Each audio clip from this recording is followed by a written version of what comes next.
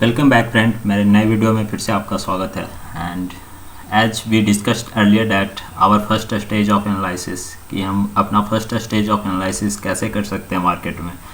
And in this analysis our second stage is very important, that is how to define the trend. Means market is in uptrend or downtrend or sideways. This is very important because if you finish with this, if you establish the trend, you can easily trade because you can buy or sell or you sit or sideways. So this is important. So let us we focus mainly in this video on how can we define the trend. This is very important because if you done this, you surely will be enter in good trade and your analysis is for trading is fine. So let's begin. So I made PPT for you. So while looking this, you can easily see that this market is uptrend because it is easy because you can see the market is moving in good direction. But we have to define some subjective or objective rule to how we can define the trend. So in uptrend you can see easily that this is extension, this is pullback, this is extension, this is pullback, this is extension, this is pullback, and this is extension, pullback, and this is extension. So you can easily say that this is uptrend, but we have to define some definition or we set some rule how can we define the trend. For this I am making let us आगे video के साथ बने रहें ताकि आप easily find कर सकते हो। सो अपना अगला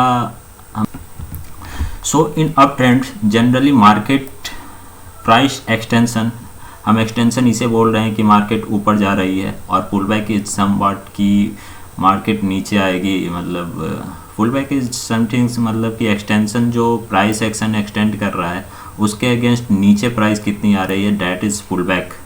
and you can easily see that SH means swing high और SL मीन्स स्विंग लो। मतलब प्राइस हमेशा देखो फ्रेंड ऐसे मूव करेगा, ना कि एक स्ट्रेट लाइन में मूव करता है, ये स्विंग हाई स्विंग लो बनाकर ही मूव करता है।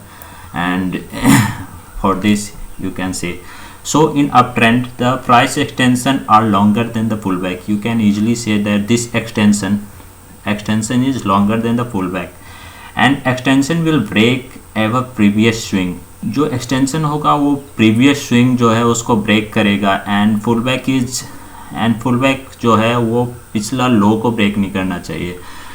So can be define this is up trend in which your extension should break the previous swing high and your pullback shouldn't break the previous swing low. So ये तो अपना definition है, but you have to take it is subjectively क्योंकि ये कोई objective definition नहीं है। somewhat you have to manage that कि कहीं पे swing low भी हल्का सा टूट जाएगा लेकिन sustain नहीं करता है। So that's only a uptrend. We cannot say that कि यहाँ पे जो पुलबैक है यहाँ लेट्स सी यहाँ अगर SL स्विंग लो है और स्विंग लो यहाँ आ जाए एग्जैक्ट एक बार के लिए ये स्विंग लो और दोबारा यहाँ से फिर यही डायरेक्शन दिखाए फ्रेंड कि extension is greater then pullback and जो एक्सटेंशन है वो स्विंग प्रीवियस स्विंग हाई को तोड़ता ही जाएगा। तो that's is in up trend. You have to apply your brain and take some subjective definition कि इसको पूरा ऑब्जेक्टिवली नहीं लेना है कि हाँ एक स्विंग लो ब्रेक नहीं होना चाहिए या extension is greater than pull back it somewhat, but basically our definition is this and let us stick to this definition only and we will see that on the when our career is extending, our journey is in our journey we can easily apply the subjectivity rule and I will tell you how to define apply subjectivity. For now uptrend is only that key price extension are longer than the pullback and extension will break above previous swing high and reaching new price high for that trend or pullback will not break the previous swing low. So let's अपना next के लिए हम बढ़ते हैं friend. So next हमारा जैसे same है, down trend में हमें क्या करना है, your our extension are longer than the pull back, extension है same longer than pull back है, extension will break below previous swing low, extension जो है वो प्रीवियस स्विंग लो को ब्रेक करेगा, for now let's give it that, देखो extension जो है वो प्रीवियस स्विंग लो को ब्रेक करेगा and pull back should not break the previous swing high, this is for our definition of in downtrend. You can easily see that this result in lower swing low and lower swing high. देखो lower swing low बन रहा है और lower swing high बन रहा है. This is objective definition of downtrend and you have to apply some subjectivity in this. And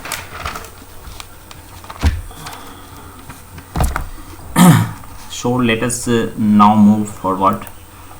And you can easily see that in downtrend, so in downtrend you can also, our third definition is that कि हमारा swing low बनता ही जाएगा, swing price making lower swing low and lower swing high.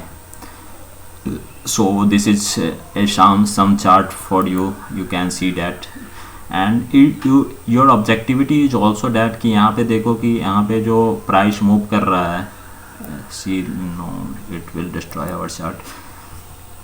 C price ऐसे move कर रहा है, ऐसे move कर रहा है and you can see that this line is nothing but you can, it is pivot point. अगर प्राइस ऐसे डाउन ट्रेंड में मूव करती है तो generally it create a pivot point और बी के, हम लोग इतना टेक्निकली नहीं जाएंगे अंदर क्योंकि it's will difficult to understand. Our objective for this video is only how we can define the trend. So be easily defined uptrend and downtrend. So our next move is sideways market. We will discuss this chart on some next later on. So we can easily see that this is actually, friend, our next definition is also valid. Our dynamic resistance, dynamic support and resistance. This dotted line is actually 20 EMA. We take EMA because EMA is very powerful tool because it's give the some weightage for the, जो EMA हमारा है वो हमारा first, ये ज़्यादा weightage देती है नज़दीक की प्राइस को, नॉट कि अगर हम लोग सिंपल मूविंग एवरेज लेते हैं तो वो हमारा मूविंग एवरेज है SMA जो है simple moving average, it's apply to all price action, मतलब हमारा जितने भी प्राइस इस पीरियड में बन रहे हैं, मान लिया 10 मिनट का SMA देखते हैं 10 डेज का, तो it's calculate the 10 days average of price, closing price, what ever you choose for simple moving average. But for EMA it's give some weightage for जो प्राइस इसके नज़दीक हैं, जैसे 10 डेज में जैसे 8 डेज 9th डेज और 7 डेज का ये वेटेज ज़्यादा देता है. So it's more reactive to than simple moving average. So we apply 20 exponential moving average. It's dotted line here and you can see that the price is trending downward, and some expert also take it as a mean of reversion.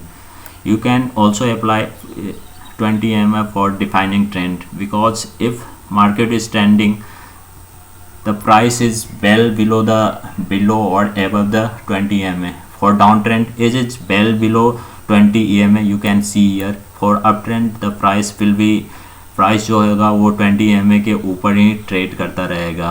And somewhat if you see that if it's also work as a mean, मतलब कि ये एक meridian की तरह काम करता है 20 EMA, because here you see that if price is go very far away from 20 EMA, the price will return from here and if return and then they continue the same trend, downward trend. So if some pullback is happen, so here यहाँ पे देखो friend, यहाँ पे down trend में है price, क्योंकि ये 20 EMA के वेल बिलो है तो हम यहाँ डाउन ट्रेंड मानेंगे. 20 EMA is also apply, we can also apply use 20 EMA to find the trend. जैसा कि मैंने बताया कि अगर प्राइस वेल बिलो या एबव 20 EMA रहेगा तो वो आप ट्रेंड की तरह यूज कर सकते हैं। जैसा कि यहाँ हमने देख रखा है कि 20 एक्सपोनेंशियल मूविंग एवरेज के नीचे है प्राइस, बिल्कुल यहाँ तक नीचे है देखो, और यहाँ तक नीचे है, और this is pull back the our trade. You can also take it as a trend, it is bonus for you when market is in some trend. And देखो 20 MA के ट्रेंड में है, और एक बार जो पुल बैक लेती है यहाँ पे आप एंट्री ले सकते हो शॉर्ट के लिए, क्योंकि generally it is work as mean. अगर प्राइस यहाँ पे जाएगी 20 MA के नीचे है प्राइस देखो, और यहाँ पे एक बार जो टेस्ट कर रही है, फर्स्ट टाइम टेस्ट कर रही है, यहाँ पे आप जो पिछला ट्रेंड चल रहा है उसके अनुसार ट्रेड ले सकते हो। यहाँ पे अगर प्राइस एक्शन को देखकर थोड़ा बहुत कि यहाँ पे रिजेक्शन है या क्या है। सो यहाँ पे मैं आपको ट्रेड का ही बता देता हूँ, this is bonus for you. यहाँ पे डाउन ट्रेंड में है और 20 MA के प्राइस बहुत ही नीचे आ गई, तो our analysis is, our motto is that कि प्राइस 20 MA के आसपास ही जाएगी दोबारा, जो कि यहाँ पे गई। और यहाँ पे देखो कैंडल अगर बन रहा है, this is breakthrough, you can see in green circle here the pull back extension is not follow up, because अगर हमने यहाँ पे लिया था, ये अगर रियल मूव अप ट्रेंड, अगर ट्रेंड चेंज होना था तो यहाँ पे प्राइस गया, यहाँ पे सी देखो, आपको दोबारा मिटा कर दिखाता हूँ, ऐसे कि प्राइस फिर नीचे आई, फिर इसको फॉलो थ्रू मिलना था, बट यहाँ पे रिजेक्शन मिल रहा है, सी यहाँ पे रिजेक्शन मिल रहा है। और अपना 20 MA के अनुसार प्राइस बेल बिलो नीचे आ रही थी प्राइस, और यहाँ पे तो हमें फर्स्ट बुल बैक में you can easily take as a trend, as a previous trend, कि यहाँ पे जो प्रीवियस ट्रेंड था डाउन ट्रेंड में था, तो हमने इसके अनुसार आप ट्रेड ले सकते हो। So let's move on, because otherwise it will confusing. This is only bonus for you, and let us see next. You can here easily say that 20 MA is a best example you can use for trending or uptrend market. So here देखो, यहाँ पे trending जो market है वहाँ पे जो price action है, price है वो या तो बिलो रहेगी या नीचे रहेगी। यहाँ देख सकते हो ये डाउन ट्रेंड में है, बिकॉज 20 MA के प्राइस नीचे है। और in ranging market generally EMA bisect the price action, you can see the here, this is bisected by price action several time. So this is definition for uptrend and ranging market according to exponential moving average. But this is bonus for you कि यहाँ 20 MA हमेशा trending market में work करता है friend, and you can take it as a note. Let's move forward. And यहाँ पे आप देख सकते हो कि हमारा दूसरा डिफिनीशन है जो कि रेंज मार्केट का है। रेंज मार्केट जनरली ऐसा होता है कि यहाँ पे प्राइस एक्शन कुछ सपोर्ट एंड रेजिस्टेंस के बीच में ही घूमता रहता है। तो हम इसको डिफाइंड ऐसे करेंगे, अगर हमारा दो बार से ज़्यादा रिजेक्शन मिल गया और दो से ज़्यादा स्विंग यहाँ पे बन रहा है, तो वो डिफिनीशन हो जाएगा आपका साइडवेज मार्केट का। You can here see easily that यहाँ पे फर्स्ट, सेकेंड, थर्ड, फोर्थ बहुत सारे स्विंग हाई स्विंग लो बन गए हैं विद इन ए रेंज, की जो रेंज है support and resistance, it may be some, यहाँ पे हमने यहाँ पे चार्ट से दिखाया है। और यहाँ पे एक आपके लिए मैंने ये लाइन ग्राफ बनाया है। अगर यहाँ पे 2-3 स्विंग हाई या स्विंग लो आपस में बीच में ही ट्रेंड कर रहे हैं, ना ऊपर बाउंड्री तोड़ पा रहे हैं ना नीचे, then it's a sideways market, you can easily see that.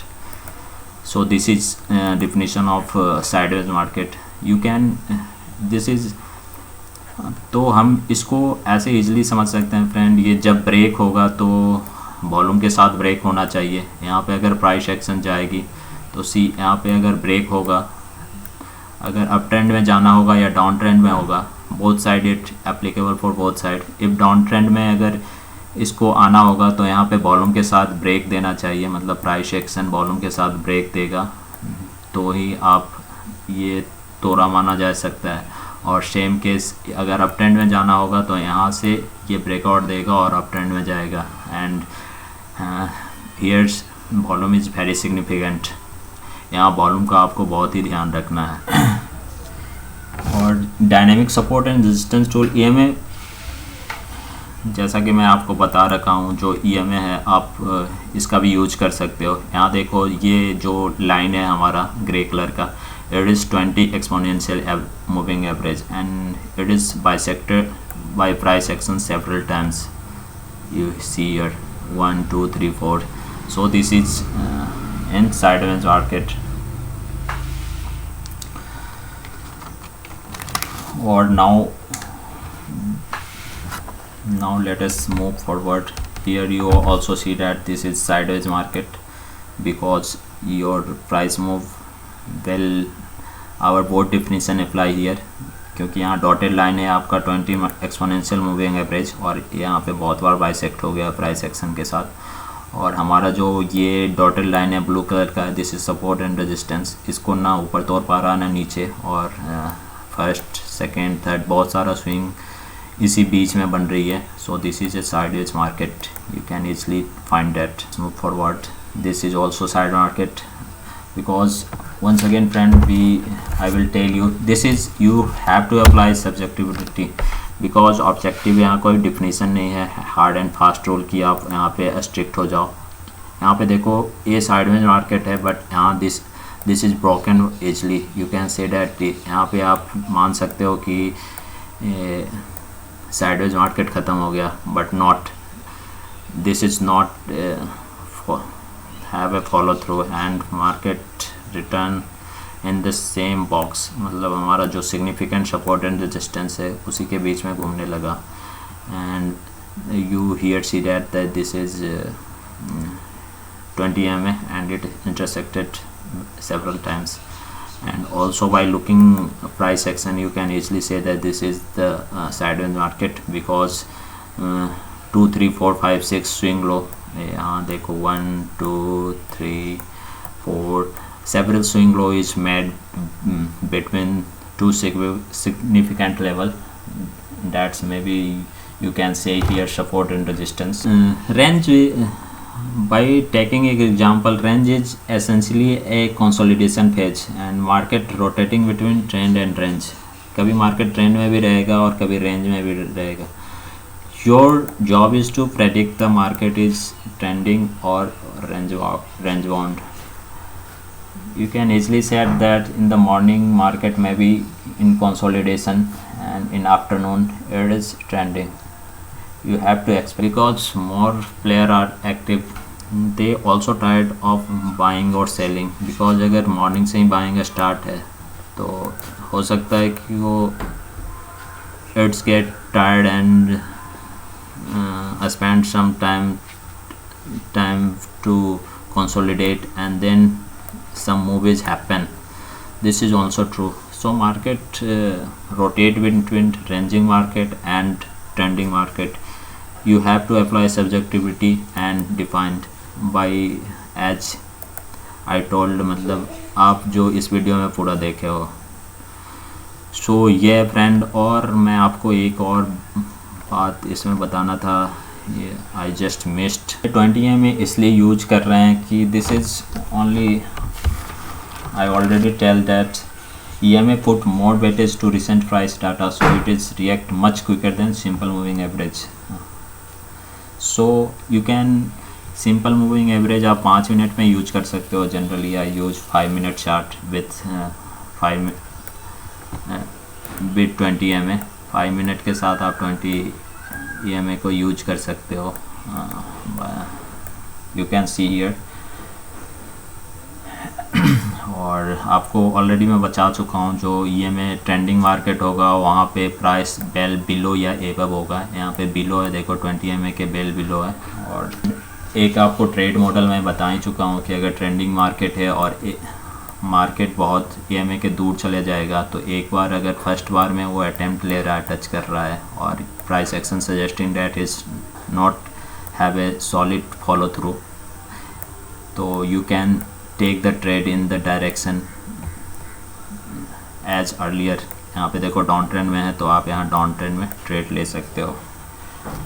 So this is all friend, how we can define the trend, and this is our video। So let's begin some learning and you can apply it on various chart. This is I only prepared for you, and you can apply for in various chart, and let us examine and define the trend so that you can practice and get master. Thanks for watching and अपनी नए learning video के लिए आप मेरे channel को ज़रूर subscribe, share and comment करें। आपको कोई डाउट हो तो कमेंट सेक्शन में कमेंट करें। Thanks for watching.